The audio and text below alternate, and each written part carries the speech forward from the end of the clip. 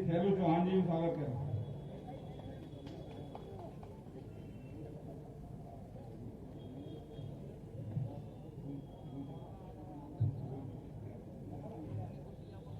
अब मैं हमारे लोकप्रिय प्रत्याशी माननीय श्री प्रद्युम्न सिंह जी तोमर से आग्रह करूंगा कि वो अपने उद्बोधन को आगे जारी कर हम सभी को संबोधित करें।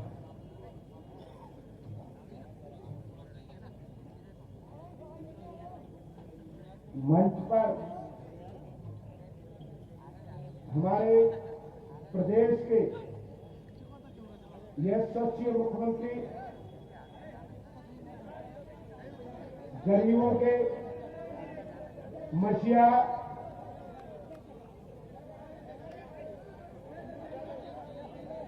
माननीय शिवराज सिंह साहब के लिए जोरदार तालियां, जोरदार तालियां।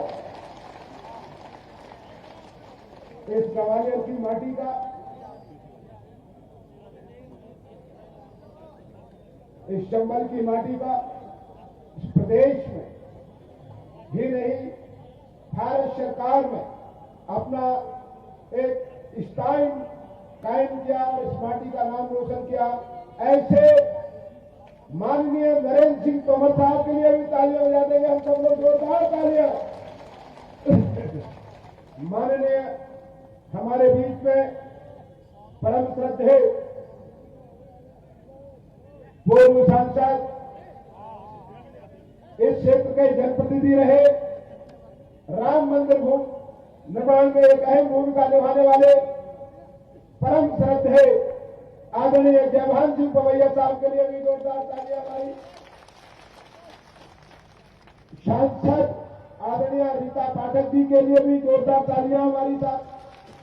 आदरणीय हमारे अजय बिश्नोई साहब, आदरणीय मंच पर विराजमान कमल माखीजानी जी, इस क्षेत्र के मंडल अध्यक्ष आदरणीय प्रयाग जी, संचालन कर रहे आदरणीय गुरसुरेश जी, और मैं पंच में बैठे हुए सभी लोगों के नाम पूर्व में ले चुका हूं, तो मंच को भी प्रणाम करता हूं और सामने बैठे हुए सभी मैं आपके और इस वरिष्ठ नेतृत्व के बीच में ज्यादा समय नहीं लूंगा। पर आज मुझे एक मन में मेरे पीड़ा है जो मैं व्यक्त करना चाहता हूं, और आप लोग बैठे हो, मुझे इनके सर्टिफिकेट की जरूरत है, मंच में बैठे हुए लोगों के सर्टिफिकेट की जरूरत है। भारतीय संस्कृति में बड़ों के साथ क्या व्यवहार करना चाहिए, क्या उनका चरण वंदन करना अपराध है क्या भारतीय संस्कृति में जितने भी हमारे ग्रंथ लिखे हुए हैं, रामायण में, गीता में, कुरान में, तो शायद मेरे ख्याल से यही लिखा है कि बड़ों को सम्मान और अपने किसी वाक्य से अगर किसी को ठेस पहुंच गया हो, ठेस पहुंची हो, तो मेरे ख्याल से अपनी गलती स्वीकारना कोई अपराध है क्या? पर आज कांग्रेस की संस्कृति में पले बढ़े, मैं ऐसा कभी सोचता नहीं था जिन्होंने ट्वीट किया है, माननीय जो अपने आप को बड़ा चतुर राजनीति के खिलाड़ी मानते हैं दिग्विजय सिंह जी ने, कि मैं लोगों के चरणों में लेट जाता हूं, ये मेरा अपराध है। अगर अपराध है तो मैं इस मंच से कहना चाहता हूं माननीय दिग्विजय सिंह जी कि ये सेवक जनता जनार्दन के चरण ही नहीं, इनके चरणों की धूल लगाकर इस माटी को प्रणाम करके इनके सम्मान के लिए जब इस सेवक को जरूरत पड़ी तो दम्भी अहंकारी कमलनाथ के सामने सीना खोल करके लड़ने को तैयार था और अपने आप को नौछावर कर दिया। अगर गलत कह रहा हूं तो मुझे बता दूंगा। सवाल दोस्तों अब ये ग्वालियर की आन बान शान और सम्मान का है। इस सेवक ने, आपने तो विधायक मुझे 2023 तक बना दिया था, मैं विधायक के लिए तो विधायकी छोड़ी नहीं, आपके सबके आशीर्वाद से मंत्री था, मंत्री पद के लिए मंत्री पद नहीं छोड़ा। पद छोड़ा क्यों? पद छोड़ा तो इसलिए छोड़ा कि इन्होंने आश्वासन दिया था युवाओं को बेरोजगारी भत्ता 4,000 देंगे, दिया किसी को क्या? अगर इधर बताओ दिया क्या? घास मंडी से किला गेट से घास मंडी तक के रोड के लिए 1.5 साल से हम कैसे परेशान हो रहे थे और लोग एक जनप्रतिनिधि को मनी मन में गालियां दे रहे थे प्रद्युम्न सिंह को। आप जाइए, ये नाला संत कृपाल सिंह के आश्रम के सामने विराजमान जो नाला है, जिसमें बरसात में एक बुजुर्ग महिला शांत हो गई थी, वो नाले का निर्माण नहीं हो रहा था, तो उस नाले के निर्माण के लिए जेएच में बाईपास सर्जरी,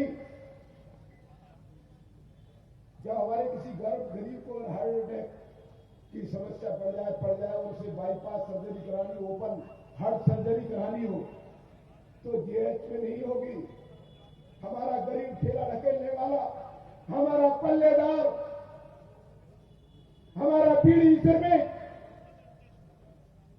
ठेला ढकेलने वाला अपने आप इलाज के अभाव में या यशस्वी प्रधानमंत्री माननीय नरेंद्र मोदी जी और शिवराज सिंह जी माननीय जी के प्रयास से जो आयुष्मान कार्ड है उससे दिल्ली में उसे इलाज मिल जाए, परंतु जेएच के अंदर ये सुविधा नहीं। इसके लिए मैं 2 करोड़ रुपए मांगने जाता हूं तो मुझसे कहा जाता है बजट नहीं। और जो एक मेडिकल विश्वविद्यालय 500, 700, 800 करोड़ में बन सकता है, छिंदवाड़ा के लिए 5,000 करोड़ दिए जाते हैं। मैं छिंदवाड़ा के विकास का विरोधी नहीं हूं, पर सम्मानीय साथियों, उसी दिन इस सेवक ने, अगर आपने प्रिंट मीडिया में, इलेक्ट्रॉनिक मीडिया में देखा हो, तो खड़े होकर कह दिया था कि कमलनाथ जी ये सब नहीं चलेगा, ग्वालियर के हक का डाका नहीं डलेगा। ये बात मैंने कही थी।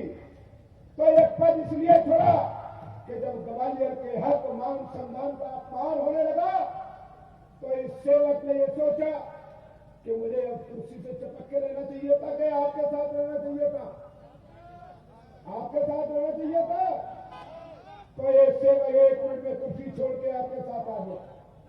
और मैं आभारी हूं माननीय शिवराज सिंह जी का और इस मंच का, माननीय नरेंद्र सिंह जी, माननीय आदरणीय जयभान सिंह पवैया जी, माननीय आदरणीय पूरे मंच का और भारतीय जनता पार्टी के सम्मानीय साथियों का प्रणाम करता हूं, जिन्होंने इस सेवक ने जो 2008 में वायदे किए थे उनको आपकी नजरों में मेरा विश्वास कायम रखने के लिए सब कुछ मुझे अपना दे दिया।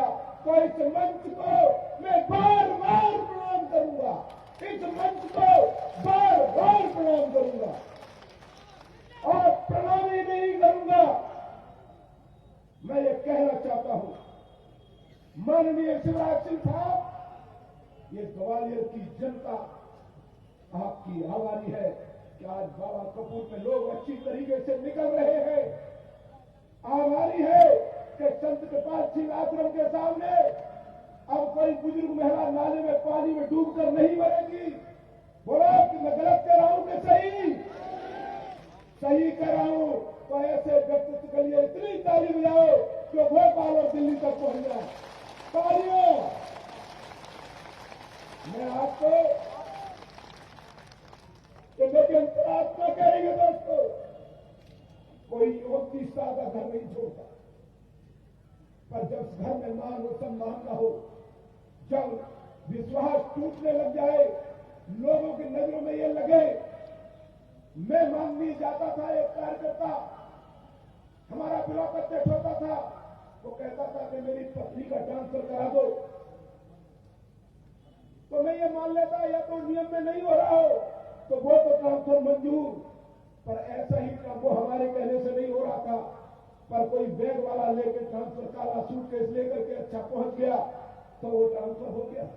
तो कार्यकर्ताओं की नजर में मेरी स्थिति बनने लग गई, या तो प्रद्युम्न सिंह पैसा चाह रहे हैं या ये काम करना नहीं चाह रहे।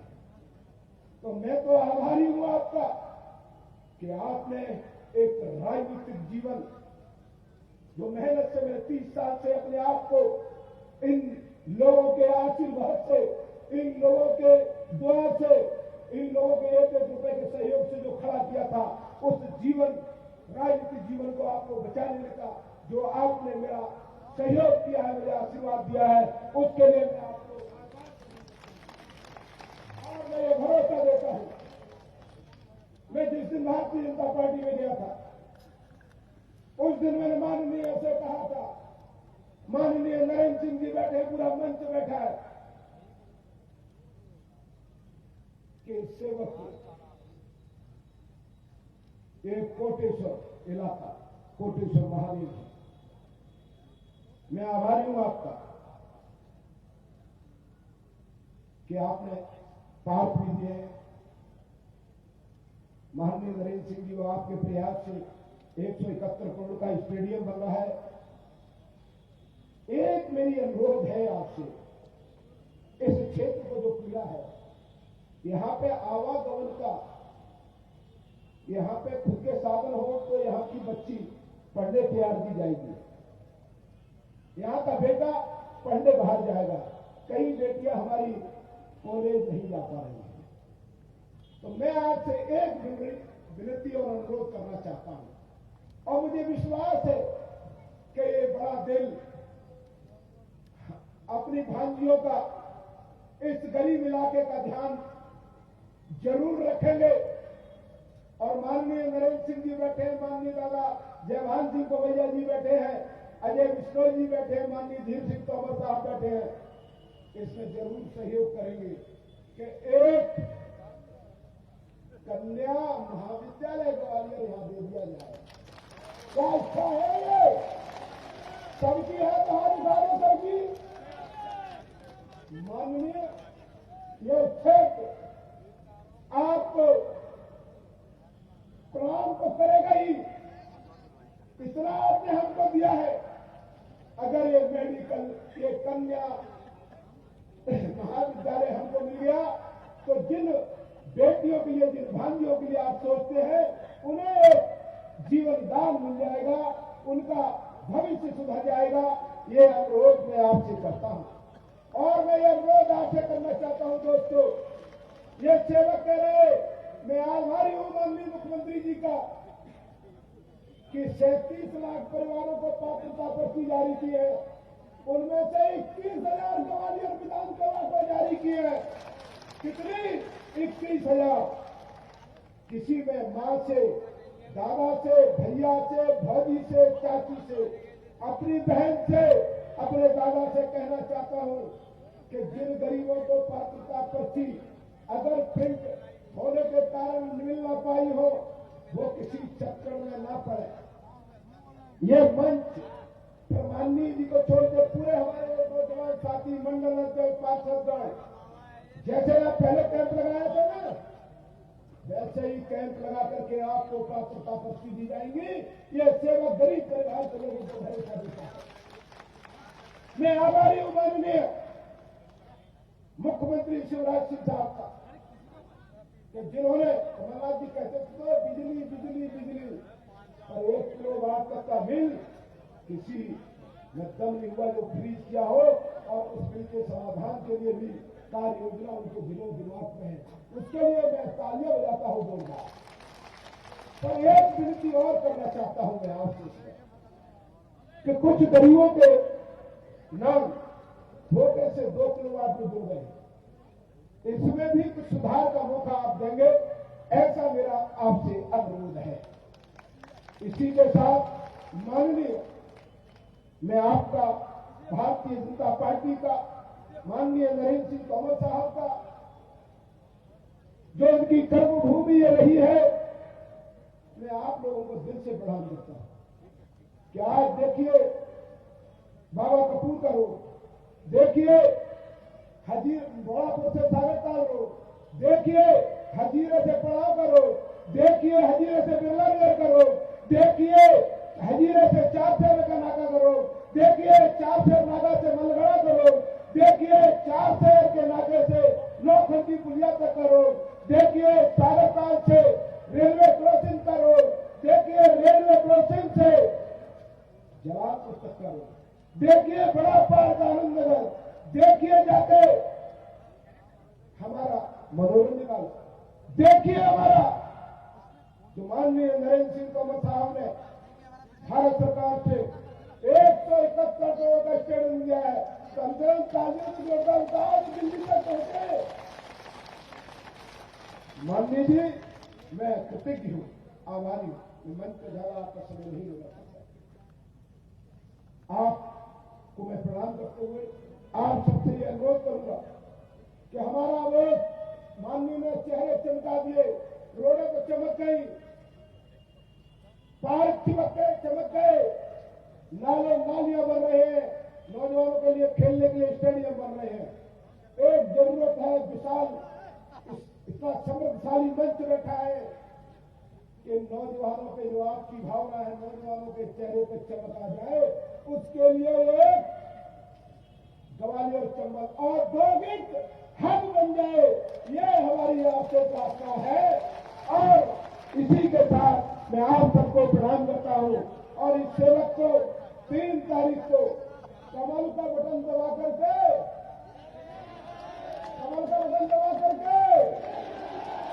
तो आश्वस्त करो माननीय जी को, पूरे मंच को, एक मिनट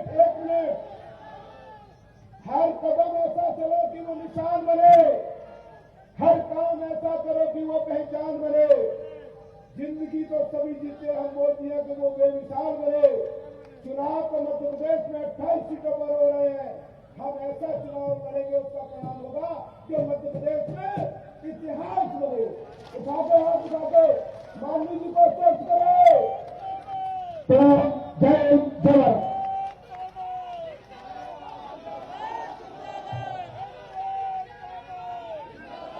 बहुत धन्यवाद माननीय पदम सिंह जी। हमें मंच पर ऐसे जनप्रतिनिधि मिले हैं जिनके पास ग्वालियर के विकास की योजनाओं की कोई कमी नहीं है। हर बार मैं देख रहा हूं पदम सिंह जी एक नई योजना मुख्यमंत्री जी के सामने प्रस्तुत कर देते हैं कि अब हमें ये चाहिए। और एक और खास बात कि पदम सिंह जी के शिवराज सिंह जी के पास भी कोई कमी नहीं है देने की। उन्होंने भरपूर ग्वालियर को दे रहे हैं और दिया है और भविष्य में भी देंगे। और केंद्र सरकार के पास माननीय नरेंद्र सिंह जी के नेतृत्व में भी कोई कमी नहीं। दुनिया भर का पैसा 10,000 करोड़ रुपया उन्होंने खर्च किया था जब ग्वालियर के सांसद थे, तो उनके पास भी कोई कमी नहीं है। मध्य प्रदेश शासन के पास कोई कमी नहीं है और पदम सिंह जी के पास में रोज योजनाएं बनाने की कोई कमी नहीं है। हमारे बीच में मध्य प्रदेश भारतीय जनता युवा मोर्चे के जिला प्रदेश अध्यक्ष आदरणीय अभिलाष पांडे जी उपस्थित हैं। मैं तालियों से सभी से आग्रह करता हूं उनका स्वागत करें। इसके बाद मैं आग्रह करता हूं हमारे अपने बीच के लाडले ग्वालियर के सपूत, मध्य प्रदेश के गौरव और भारत सरकार में केंद्रीय मंत्री माननीय श्री नरेंद्र सिंह जी तोमर, जो पूरे देश में कृषि से संबंधित इस तरीके के कार्यक्रम जिन्होंने प्रारंभ किए हैं कि किसानों की आय दोगुनी होगी और किसानों को मैं आग्रह करता हूं माननीय श्री नरेंद्र सिंह जी तोमर से कि वो आए और हम सब लोगों को अपना उद्बोधन दें।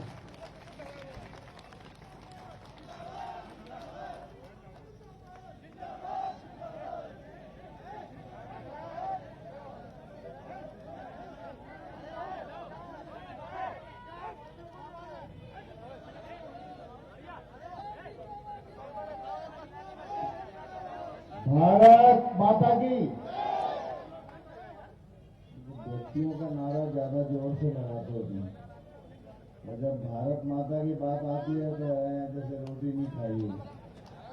अभी रोटी खाने का टाइम हुआ भी नहीं है ना, अभी तो 8 ही बजे। भारत माता की, भारत माता की। कोटेश्वर महादेव की, कोटेश्वर महादेव की। आज की इस विशाल सभा में हम सबके मध्य विराजमान, हम सबके चिर परिचित मध्य प्रदेश में गांव गरीब किसान के विकास और कल्याण के लिए दृढ़ संकल्पित राज्य के यशस्वी लोकप्रिय मुख्यमंत्री माननीय श्री शिवराज सिंह चौहान साहब,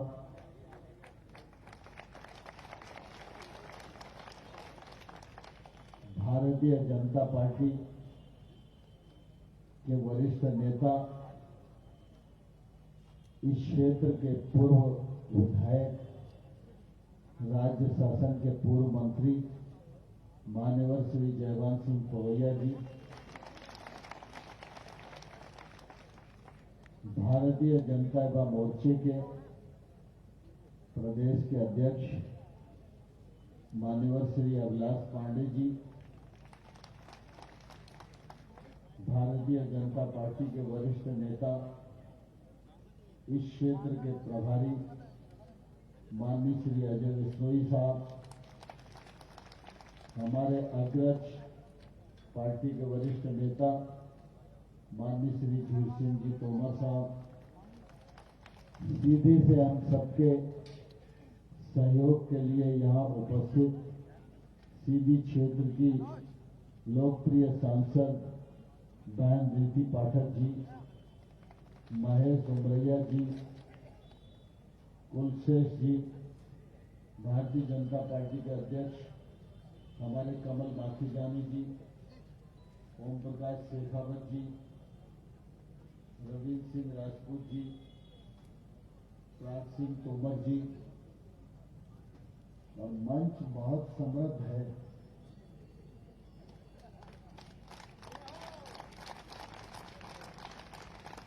तो इसलिए मंच पर विराजमान सभी सम्मानित पदाधिकारीगण, नेतागण और इस सभा में मौजूद मेरे परिवार के सभी बुजुर्ग, नौजवान भाइयों बहनों और पत्रकार मित्रों,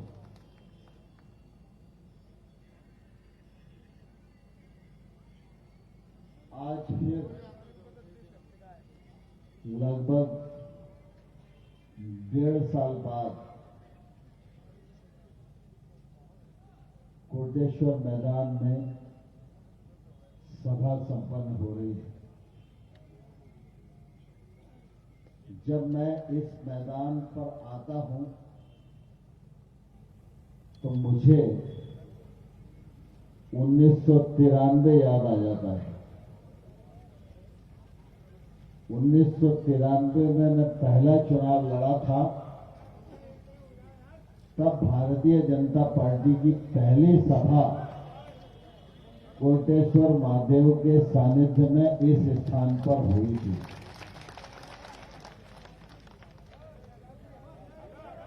और उस दिन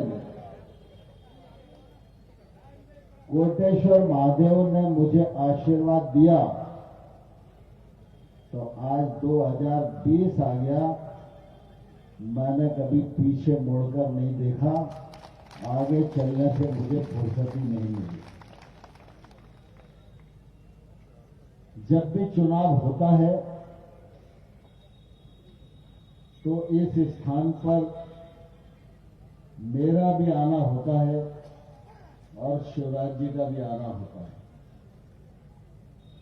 शायद 1993 को छोड़कर उसके बाद जितने चुनाव हुए हैं, हर चुनाव में मैं और शिवराज जी इस मैदान पर साथ साथ आए हैं।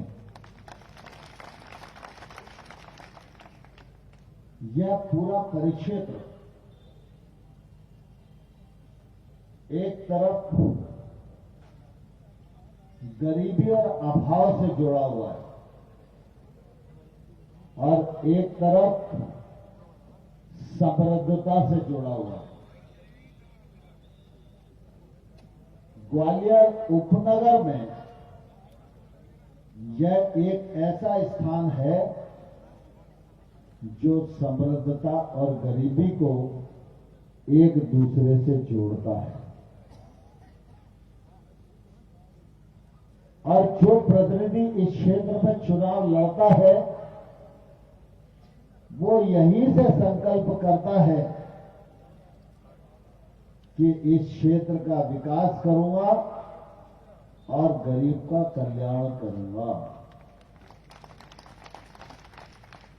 पिछले बार जयवान सिंह यहां से विधायक थे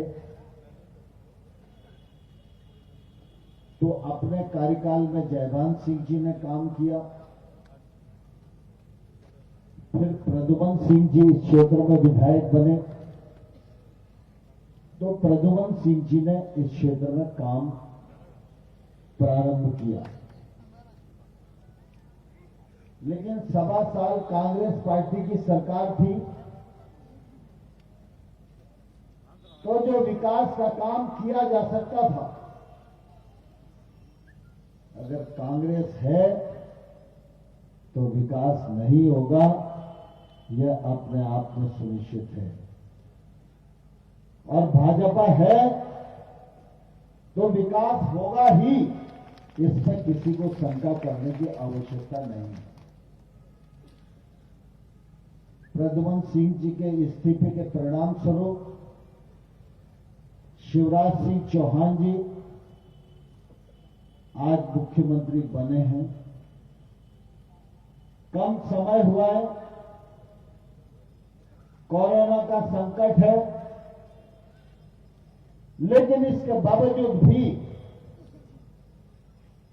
मैं ये दावे के साथ कह सकता हूं कि अगर राज्य का कोई विधायक शिवराज सिंह चौहान के दरवाजे पर गया होगा तो शिवराज सिंह चौहान ने विकास के लिए उसे मना नहीं किया होगा। प्रद्युमन सिंह जी भी इस बात के गवाह हैं। प्रद्युमन जी का इस्तीफा हुआ है, राज्य की राजनीतिक परिस्थितियां बदली हैं, भारतीय जनता पार्टी की सरकार बनी है, शिवराज सिंह जी मुख्यमंत्री बन गए हैं। अब शिवराज सिंह जी बने हैं तो मध्य प्रदेश आने वाले कल में आत्मनिर्भर मध्य प्रदेश के रूप में तब्दील होगा, यह मैं विश्वासपूर्वक इस अवसर पर कह सकता हूं।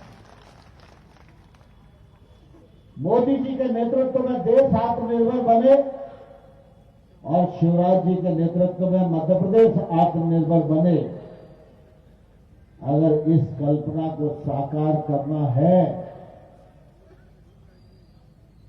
तो हम सब लोगों को इस चुनाव में अपने भाई, अपने बेटे प्रद्युमन तोमर को आशीर्वाद देना ही पड़ेगा। आज प्रद्युमन तोमर को आप एक वोट दोगे तो विधायक तो प्रद्युमन तोमर बनेंगे, लेकिन प्रद्युमन तोमर की जीत भारतीय जनता पार्टी के एक एक कार्यकर्ता की जीत होगी।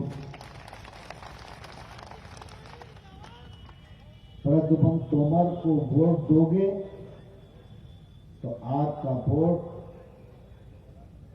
उन्हें विधायक तो बनाएगा ही, लेकिन साथ ही नरेंद्र सिंह तोमर की ताकत बढ़ाने के काम भी यह वोट आएगा। आपका दिया गया एक वोट यह प्रद्युमन तोमर को तो विधायक बनाएगा, लेकिन ये मध्य प्रदेश में शिवराज सिंह चौहान की सरकार को स्थायी सरकार के रूप में तब्दील करने के काम आएगा। प्रद्युमन तोमर को दिया गया एक वोट प्रद्युमन तोमर को तो विधायक बनाएगा ही, लेकिन यह वोट कमल पर पड़ेगा, यह वोट भारतीय जनता पार्टी को पड़ेगा, यह वोट राष्ट्रवाद को पड़ेगा। जीतेंगे तो प्रद्युमन तोमर, लेकिन यह देश में नरेंद्र मोदी की ताकत बढ़ाने के भी काम आएगा। इसलिए आज सवाल प्रद्युमन तोमर का नहीं है, सवाल 15 ग्वालियर विधानसभा क्षेत्र का नहीं है, सवाल है शिवराज सिंह चौहान के नेतृत्व में मध्य प्रदेश को आत्मनिर्भर मध्य प्रदेश के रूप में तब्दील करना। नरेंद्र मोदी जी के नेतृत्व में समूचे भारत को आत्मनिर्भर भारत के रूप में तब्दील करना। इस महान और बड़े उद्देश्य को प्राप्त करने के लिए यह चुनाव आज यहां संपन्न हो रहा है। इसलिए इस चुनाव में प्रद्युमन सिंह तोमर को आप सबका आशीर्वाद मिले, आप सबका स्नेह मिले। 3 नवंबर को कमल का बटन दबाएं, भारतीय जनता पार्टी को विजयी बनाएं और प्रद्युमन तोमर को जिताकर मध्य प्रदेश की विधानसभा में भेजें। यही प्रार्थना है। बहुत बहुत धन्यवाद। बहुत बहुत धन्यवाद आदरणीय नरेंद्र सिंह जी। मैं आग्रह करता हूं, जिनके नेतृत्व में मध्य प्रदेश बीमारू से अग्रणी राष्ट्र का बनने जा रहा है, ऐसे हमारे संवेदनशील मुख्यमंत्री आदरणीय शिवराज सिंह चौहान को वो आए और हम सबको संबोधित करें।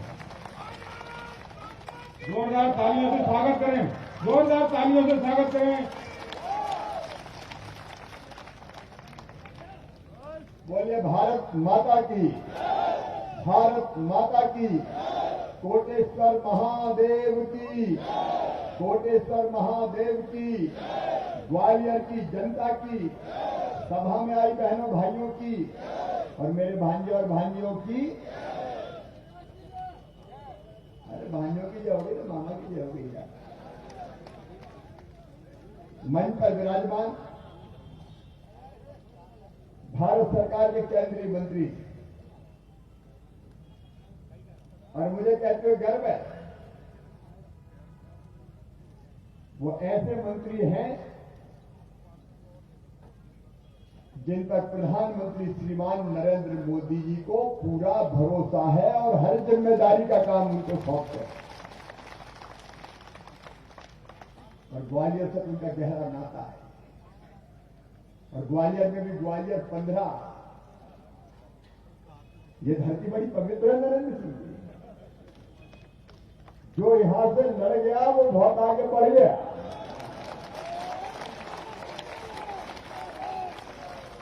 अब आप केंद्रीय मंत्री और एक नहीं 3-3 विभाग संभाल रहे हैं।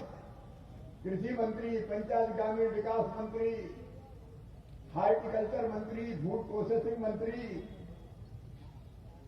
अरे पहले पवैया जी लड़े, पवैया जी जीते तो मंत्री बने थे कि नहीं बने थे? अरे बोलो भैया।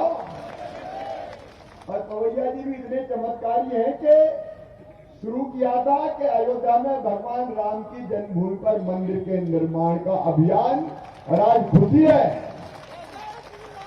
मोदी जी के नेतृत्व में अयोध्या में भगवान श्री राम के मंदिर का निर्माण प्रारंभ हो गया है। तो पवैया जी का भी ताली बजा के स्वागत। ऐसे हमारे नेता आदरणीय पवैया जी, मेरे अब ये भी कम नहीं है ना।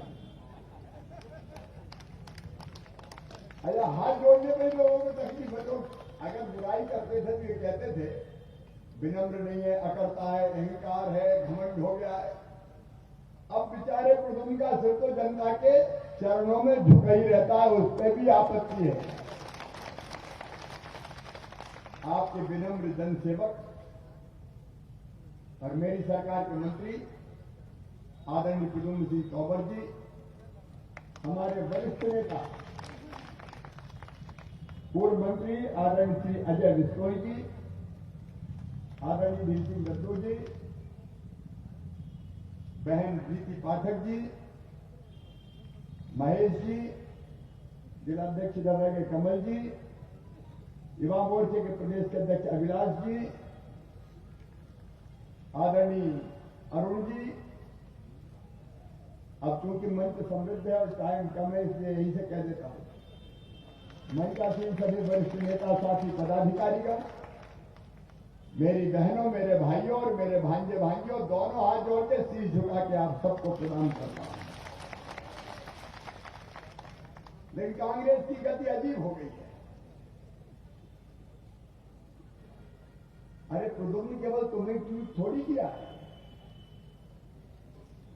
मैंने प्रणाम किया जनता को तो कांग्रेस कहती है मुख्यमंत्री तो घुटना टेक है। अरे दिग्विजय सिंह और कमलनाथ, तुम क्या जानो जनता के सामने विनम्रता का मतलब? तुम तो अहंकार और घमंड से भरे हुए हो। लेकिन भारतीय जनता पार्टी के हम कार्यकर्ताओं के लिए ये जनता ही भगवान है। मैं एक बार नहीं अनेक बार कहता हूं, मध्य प्रदेश मेरा मंदिर है, इसमें रहने वाली जनता ही मेरी भगवान है और इस जनता का पुजारी शिवराज सिंह चौहान। अब हम करते हैं तो अपनी जनता की बेहतरी के लिए काम करते हैं। फिर मुझे कहा कि मैं नालायक हूं। नालायक? ग्वालियर वालों, हम आपको नालायक लगते हैं क्या? अरे बताओ, नालायक लगते हैं? मुद्दा कोई बचा नहीं है चुनाव के लिए। घुटना टेक, नालायक, और उसके बाद फिर कहते हैं आजकल नारियल लेके चलते हैं, नारियल लेके। आज तो कमलनाथ ने कहा कि नारियल नहीं, नारियल का ट्रक लेके चलते हैं। ये प्रद्युम्न ने गवाए 1.25 साल में एक ढेला दिया ग्वालियर? एक ढेला कमलनाथ ने नहीं दिया। अब मैं भैया पैसा देता हूं तो शिलान्यास करता हूं, अगर 171 करोड़ का स्टेडियम बनेगा तो बताओ नारियल फोड़ेंगे कि नहीं फोड़ेंगे? अगर चकाचक सड़कें ग्वालियर में बनेगी तो नारियल फोड़ेंगे कि नहीं फोड़ेंगे? ग्वालियर के विकास का काम होगा तो नारियल फोड़ेंगे कि नहीं फोड़ेंगे? हे कमलनाथ, अभी तो ये ट्रेलर है, पिक्चर अभी बाकी है रे। तुम्हें इसी पे आपत्ति हो रही है? तुम्हारी तो किस्मत फूटी थी, तुमने ढेला नहीं दिया, तुम कहां से नारियल फोड़ते? नारियल फोड़ना तो मामे की किस्मत में लिखा था। या तोमर जी लोग दिल्ली से पैसा लेके आते, नारियल का ट्रक लेके चलते हैं, नारियल लेके चलते हैं। मैंने कहा नारियल लेके ना चलूं क्या, शैंपेन की बोतल लेके चलते हैं? ये मुद्दा है कांग्रेस के लिए चुनाव। फिर और कहा कि वो तो नंगे भूखे परिवार से आते। ग्वालियर वालों, मुझे कोई फर्क नहीं,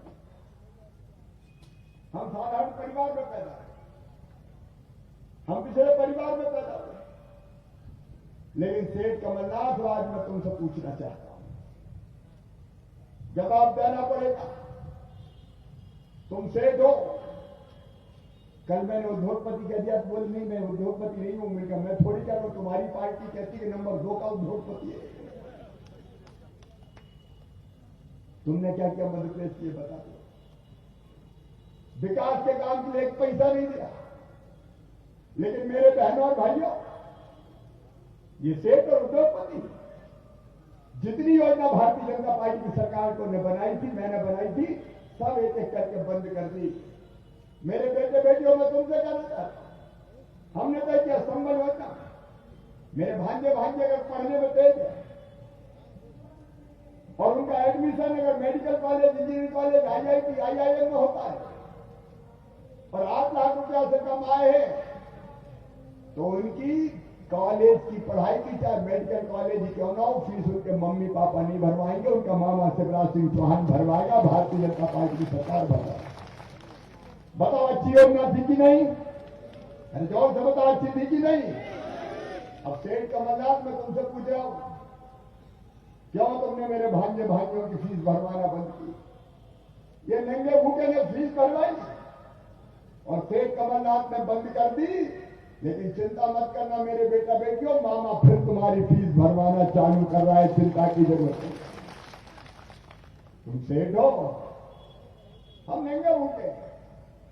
तुमने सरकारी नौकरियों में भर्ती पर प्रतिबंध लगा दिया था। एक ग्वालियर के बेटे बेटियों, सरकारी नौकरियों में भर्ती पर लगा प्रतिबंध हटा दिया है। पुलिस से लेकर हर डिपार्टमेंट की भर्तियां प्रारंभ हो रही है। हम सरकारी नौकरियों के दरवाजे नौजवानों के खोल।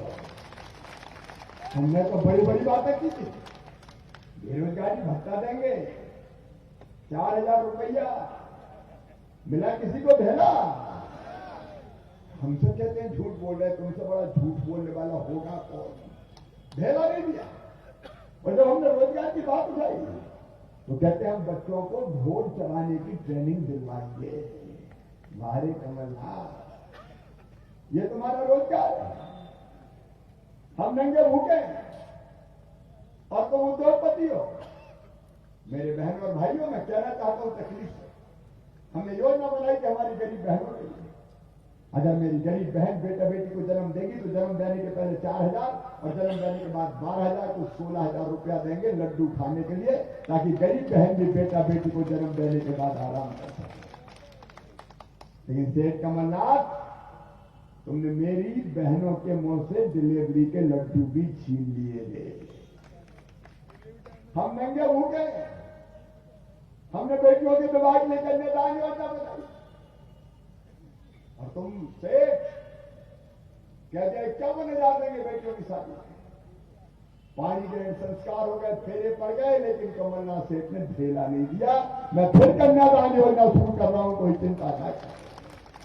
हमने तय किया 4 लाख रुपया देंगे अगर एक्सीडेंट में मौत हो जाती किसी जवान गरीब भाई की, बेवा बहन की जिंदगी कटना मुश्किल हो जाती, जिंदगी पहाड़ हो जाती है, उसकी जिंदगी आसान बनाने के हम 4 लाख रुपया देते हैं।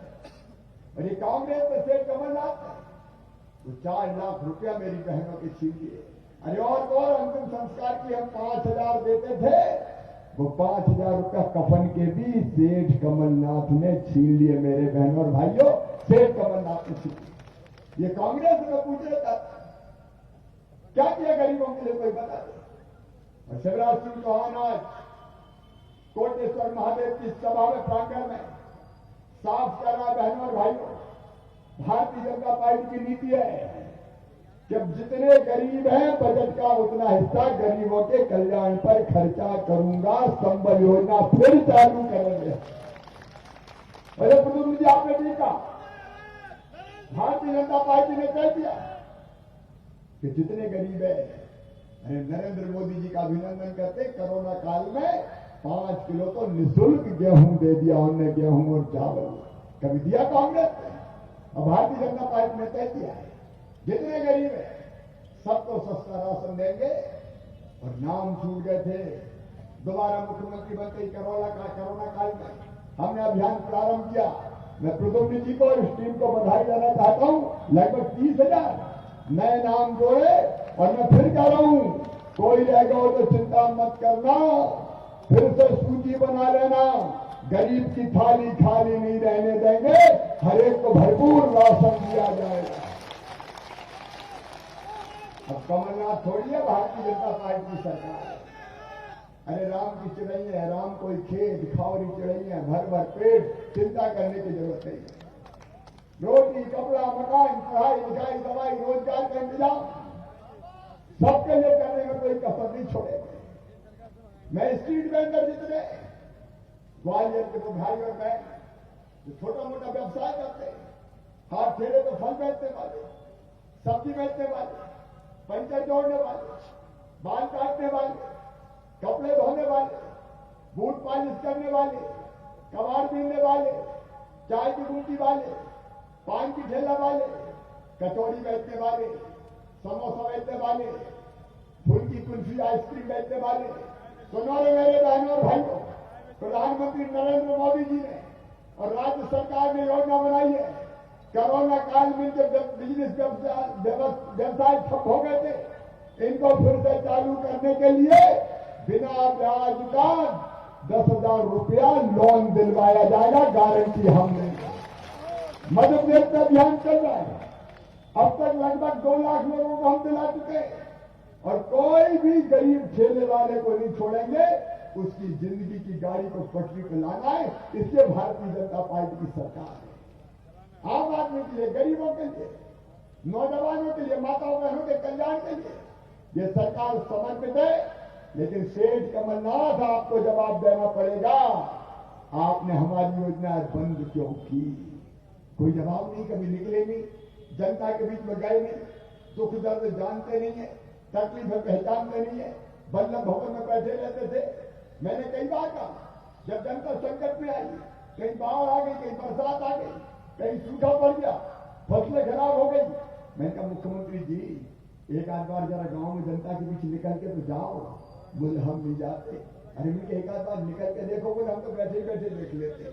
मैंने आंखों देखी कानों सुनी में अंतर होता है, बोले हम नहीं जाते। तो मैंने कहा तेरी प्यारी प्यारी सूरत को किसी की नजर ना लगे। बल्लभ भवन से बाहर नहीं, कभी जनता की दुख तकलीफ में देखा आपने कमलनाथ को? बताओ, ग्वालियर में कभी आए क्या? जनता की दुख तकलीफें पूछी? वहीं बैठे बैठे बल्लभ भवन में क्या होता था ये कुतुब में बता रहे थे। मंत्री नहीं जा सकते थे, विधायक नहीं जा सकते थे। मुझे दुख के साथ कहना पड़ रहा है ग्वालियर वालों, कमलनाथ ने मध्य प्रदेश के बल्लभ भवन को दलालों की मंडी के रूप में परिवर्तित कर दिया था। दलालों की मंडी बना दिया। बड़े पदों के ऊपर पोस्टिंग बिना लिए दिए नहीं होती थी। ऑन रिकॉर्ड करो, बिना लिए दिए नहीं होती थी। अगर कोई बड़ा ठेकेदार आ गया, आ जाओ। अगर बड़ा कोई कंपनी वाला आ गया, आ जाओ। दिल के दरवाजे में खुलते थे और बल्लभ भवन के द्वार भी खुल जाते थे। और बाद में जो कुछ होता था वो तो प्रद्युम्न बेहतर आपको बताएगा। लूट लिया पूरे मध्य प्रदेश, भ्रष्टाचार की हत्या करती, जुर्म की पराकाष्ठा करती। ये विकास के लिए पैसा मांगने जाए, कमलनाथ कहते थे मेरे पास पैसे ही नहीं है, क्या करूं? बोले मामा खजाना खाली कर गया। अरे औरंगजेब का खजाना था जो मामा खाली कर गया। रोटी रहते थे, पैसे ही नहीं है, क्या करूं? सड़क के लिए पैसा नहीं है, स्टेडियम के लिए पैसा नहीं है, नाली के लिए पैसा नहीं है, पानी के लिए पैसा नहीं है। तो मुख्यमंत्री का ये बन गया। अच्छा मुझे एक बात बताओ ग्वालियर वालों, क्या ऐसा मुख्यमंत्री जो हमेशा रोते ही रहे मेरे पास पैसा नहीं है, मेरे पास पैसा नहीं है, ऐसा मुख्यमंत्री अच्छा है क्या? अरे जोर से बताओ, अच्छा है क्या? अरे हमें रोतीला मुख्यमंत्री नहीं चाहिए। और मैं कहता हूं शिवराज सिंह चौहान, मेरे पास कमी नहीं है, मेरे पास कमी नहीं है, मेरे पास कमी नहीं है। अच्छा आप बताओ, मुख्यमंत्री रोज लगे कि पैसे नहीं है तो मुख्यमंत्री तो क्या करेंगे? मुख्यमंत्री का ही होता है, कोई चाहता रहेगा का मुख्यमंत्री? भाई काम की बताएगा मुख्यमंत्री से। तो वो जब देखो कहते हैं पैसा नहीं। अरे नेता वो है, मुख्यमंत्री वो है, संकट है मैं भी स्वीकार करता हूं। आज आर्थिक संकट है, कोरोना की कारण तकलीफ है, पैसे नहीं है, लेकिन मैं कभी रोया नहीं। मैंने तय किया कि कहीं से भी लाऊंगा, कितनी भी विपरीत परिस्थिति होगी रास्ता निकाल के जनता को संकट के पार निकाल के ले जाऊंगा। नेता वो होता है, नेता होते नरेंद्र मोदी जी जैसे। और ये कोरोना के काल में भी हमने विकास की कमी नहीं आने दी, जन कल्याण की कमी नहीं आने दी। और एक बात और सुन लो बहनों और भाइयों, वैक्सीन कोरोना की बन जाने दो, उपलब्ध हो जाने दो। मध्य प्रदेश की जनता को उपलब्धता के आधार पर फ्री में वैक्सीन लगवाई जाएगी, ताकि कोरोना जैसी महामारी से गरीब आदमी बच जाए। ये आपकी सेवा करने वाली सरकार है। लेकिन सामने वाले केवल भ्रम फैला है, कह रहे हैं पता नहीं गद्दारी कर दिखाई की। गद्दारी तुमने जनता से की, जनता को धोखा दिया कि नहीं दिया? बताओ, अरे जोर से बताओ, दिया कि नहीं? एक भी वादा पूरा नहीं किया, विकास नहीं किया, भ्रष्टाचार किया, लूट की हद कर दी, आतंक बचा दिया, गद्दारी तुमने की। और इसलिए आदरणीय श्रीमान ज्योतिरादित्य सिंधिया जी ने और प्रद्युम्न जी सहित उनके साथियों ने इस सरकार को सड़क पे लाके खड़ा कर दिया। मुझे गर्व है ये कहते हुए। आप ही बताओ, प्रद्युम्न का बन जाते मंत्री तो ये पहले थे, इनका क्या स्वार्थ हो सकता था? इनका स्वार्थ केवल इतना था कि ग्वालियर का विकास नहीं हो रहा, इनका स्वार्थ केवल इतना था कि जनता का कल्याण नहीं हो रहा। बार बार जब कहा, सुनी नहीं गई, और भ्रष्टाचार की अति हो गई। सिंधिया जी से ये कर गए, सड़क पे आ जाओ, तो बताओ वो सरकार गिरना चाहिए थी कि नहीं गिरना चाहिए थी? और हम पे आरोप लगाते गद्दारी की तुमने। मैं तो बधाई दूंगा तुमने जनता के खातिर मंत्री पद छोड़ा, लेकिन ये भारतीय जनता पार्टी है, कांग्रेस नहीं है। हमने फिर से मंत्री बना के बैठा दिया। और अब मैं कह रहा हूं छोटी मोटी चीजें भी मुझसे मांगे ही मत करो। घर का परसैया क्या कमी है? तो नहीं मंत्री हो यार, क्या तुम साथ रहूंगा? छोटी मोटी चीजें तो वैसे ही हल हो जाएंगी, और बड़ी चीजों के लिए पहले भी इनकार नहीं किया। ये जयभान सिंह पवैया जी बैठे 1100 करोड़ रुपए के काम इनके 5 साल के कार्यकाल में करवाए थे जयभान सिंह जी। हजीरा अस्पताल के उन्नयन से बाकी विकास के कामों के लिए कभी पवैया जी को मना नहीं किया, मिलकर हम लोगों ने काम किया। और कुटुम्बी जी अब ये धीरे धीरे मांगते हैं, क्योंकि दूध के जले छाछ को भी फूक फूक के पीते हैं।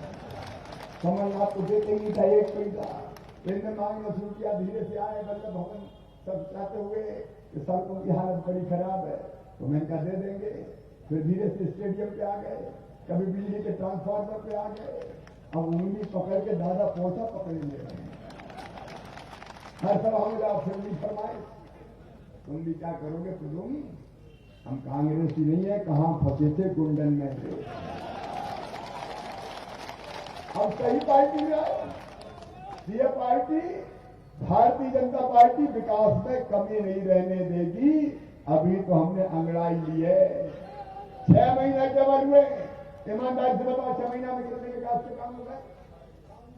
200 करोड़ के रोड नाले भर्ती दिए, 200 करोड़ के जो सड़कों में बनाए, आप खड़ा हो।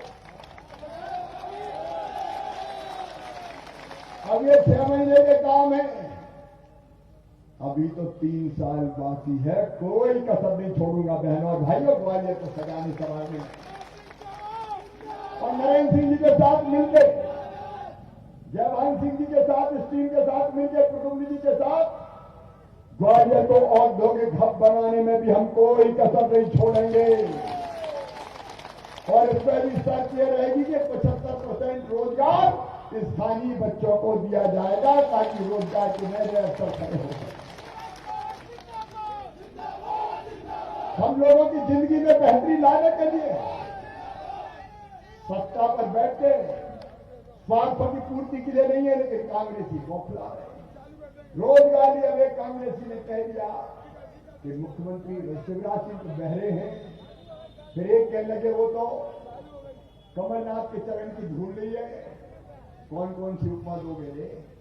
मुझे कोई फर्क नहीं पड़ता कांग्रेसियों, लेकिन ये कान खोल कर सुन लो, मुझे जितनी गाली देना है दे लो, लेकिन मध्य प्रदेश की जनता के साथ अन्याय नहीं होने दूंगा, और मध्य प्रदेश के विकास के रथ को किसी कीमत पर रुकने नहीं दूंगा। और तुमने 1.25 साल जो ग्वालियर के साथ बेईमानी की, ग्वालियर देख के तुम्हारी आंखों का देखने का तरीका बदल जाता। ग्वालियर का नाम आए और कमलनाथ का चेहरा बिगड़ जाए। क्या बिगड़ा तुम्हारा ग्वालियर वालों ने? और इसी ग्वालियर ने साथ दिया था, इससे तुम मुख्यमंत्री बने थे। उसी ग्वालियर की उपेक्षा 1.25 साल कमलनाथ तुमने की है। मैं आपको वचन देता हूं, ये 1.25 साल की कसर तो अगले 1.25 महीने में मैं ब्याज के पूरे कर दूंगा, और बाकी काम बोनस का विकास कर। लेकिन सावधान रहना भैया, हम पर विश्वास है कि नहीं आपको बताओ? अरे जोर से बता, विश्वास है तो हम तो कोई कसर नहीं छोड़ेंगे, आप तो कोई कसर नहीं छोड़ोगे। ये कांग्रेस बड़े माया भी है। एक बात और सुन लो, ये तो सीधे साधे आदमी थे, निकल आए वहां से, लेकिन बाकी जितने हैं अभी 5-7 दिन में बड़ी नई नई माया रचेंगे। मुझे एक कथा याद आ रही है, सुना दूं क्या? जंगल में बाबा रहते थे, दुनिया से कोई मतलब नहीं था, केवल भगवान की भक्ति करते थे और मस्त रहते थे। उस जंगल में तो पक्षी भी बहुत रहते थे, पक्षी आते थे, कलरव करते थे, बाबा उनको दाना चुगाते थे। एक शिकारी ने देखा कि इस जंगल में तो पक्षी बहुत है, तो वो भी एक दिन दाना लेके आ गया। लेकिन अकेले दाने नहीं लाया, साथ में जाल भी लाया। दाने पक्षी ने डाले, पक्षी दानों पे जाके दाने शिकारी ने डाले, पक्षी दानों की तरफ बैठे, खाने बैठ गए दानों पे। शिकारी ने जाल बिछाया, पक्षी जाल में फंस गया, पकड़ के ले गया। अब शिकारी की तो लपक लग गई कि यहां तो पक्षी बहुत है। रोज आता, दाने डालता, पक्षी दाने पे बैठते जाल फैलाता, पकड़ के ले जाता। बाबा चिंतित होते कि ये पक्षियों को रोज पकड़ के ले जा रहा है, शिकारी दुष्ट है। बाबा के मन में तकलीफ हुई, लेकिन सोचा कोई उपाय करना चाहिए। एक दिन पक्षियों को बाबा ने बुलाया और बुला के कहा कि रोज शिकारी आता है, दाने डालता है, तुम बैठते हो, जाल बिछाता है और पकड़ के ले जाता है। मैं तुम्हें एक मंत्र देता हूं, ये मंत्र अगर तुमने रट लिया तो फिर इसके जाल में फंसोगे नहीं।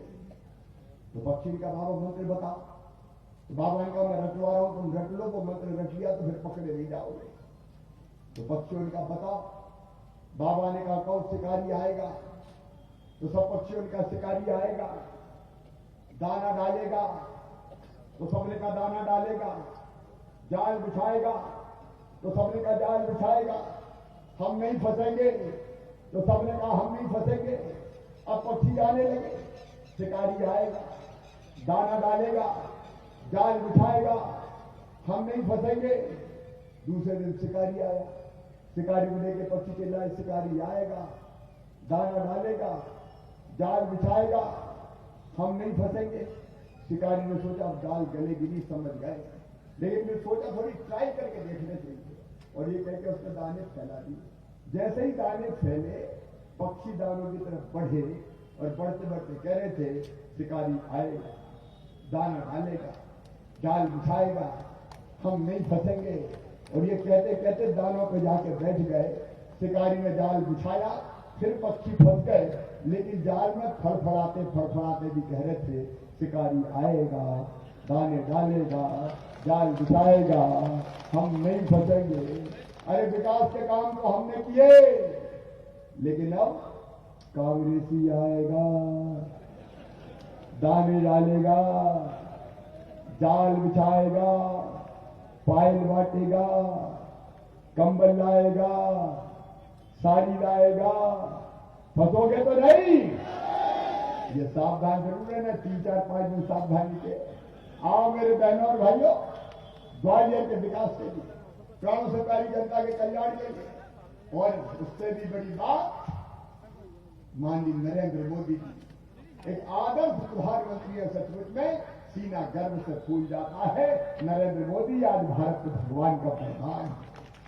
भारत 370 कोई सोचता था कभी समाप्त हो, सोचता था क्या कहीं बता दो। लोग कहते थे कभी खत्म नहीं हो सकती, खून खराब हो जाएगा, आग लग जाएगी, लेकिन एक झटके में जैसे बहुमत मिला, नरेंद्र मोदी जी की सरकार ने कश्मीर से धारा 370 समाप्त कर दी। और आज ये कांग्रेस पी चिदम्बरम कह रहे कि हम धारा 370 फिर से लगा देंगे। बताओ ऐसी कांग्रेस को स्वीकार करोगे क्या? एक वैभवशाली, गौरवशाली, संपन्न, समृद्ध और सशक्त, शक्तिशाली भारत का निर्माण नरेंद्र मोदी जी के नेतृत्व में हो रहा है। और इसलिए मैं आपसे प्रार्थना करता हूं, एक वैभवशाली, गौरवशाली भारत के लिए, संपन्न समृद्ध भारत के लिए, आत्मनिर्भर मध्य प्रदेश के लिए, जनता के कल्याण के लिए, माता बहनों के उत्थान के लिए, नौजवानों के भविष्य के लिए, मध्य प्रदेश के विकास के लिए कोई कसर मत छोड़ना। ये चुनाव प्रद्युम्न तोमर का नहीं है, ये चुनाव ग्वालियर की जनता का है, ये चुनाव एक कार्यकर्ता का है, आप सबका है। और इसलिए आज मैं ये कहने आया हूं, चुनाव केवल प्रद्युम्न तोमर नहीं लड़ेंगे, चुनाव ग्वालियर की जनता लड़ेगी। चुनाव आप सब लड़ोगे, बोलो तैयार हो? तो हम सब मिलकर चुनाव लड़ेंगे। और नरेंद्र सिंह जी ने ठीक कहा, कमल के फूल की बटन दबेगी तो प्रद्युम्न तोमर तो जीतेंगे ही, लेकिन साथ में शिवराज सिंह चौहान की स्थिर सरकार बनाने के लिए भी आप वोट देंगे। प्रधानमंत्री जी के हाथ मजबूत होंगे और नरेंद्र सिंह जी की, जयभान सिंह जी का मान सम्मान और कार्यकर्ताओं की इज्जत भी बढ़ेगी। तो बोलिए सब तैयार हैं? भारतीय जनता पार्टी को जिताएंगे, कमल के फूल के बटन दबाएंगे। तो भैया नवरात्रि चल रही है, या देवी सर्वभूतेष मातृरूपेण संस्था नमस्तस्यै नमस्तस्यै नमस्तस्यै नमो नमः। आओ अपनी अपनी जगह खड़े होके आज संकल्प लेंगे प्रद्युम्न तोमर को जिताने का, ग्वालियर की दोनों सीट भारतीय जनता पार्टी को जिताने का।